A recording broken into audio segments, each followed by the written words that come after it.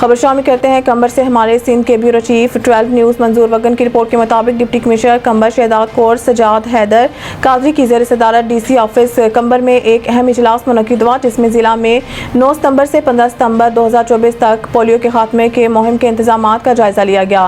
Doctor Farid Larik national staff officer نے briefing دیتے ہوئے بتایا ہے کہ ضلع قمبر شہدادکوٹ میں 9 ستمبر سے 15 ستمبر 2024 تک پولیو کے قطرے پلانے کی مہم شروع ہو رہی ہے۔ 5 سال سے کم عمر کے بچے 3,76,830 ہیں۔ مزید بریفنگ دیتے ہوئے انہوں نے کہا کہ ضلع قمبر شہدادکوٹ 7 تعلقوں پر مشتمل ہے، جس میں یوسی کی تعداد 40، موبائل ٹیمیں 1050، ٹرانزٹ 62 اور فکس ٹیمیں 65 ہیں۔ انہوں نے کہا کہ گزشتہ پروگرام میں پورے ضلع قمبر شہدادکوٹ نے اپنا ٹارگٹ مکمل کر لیا ہے۔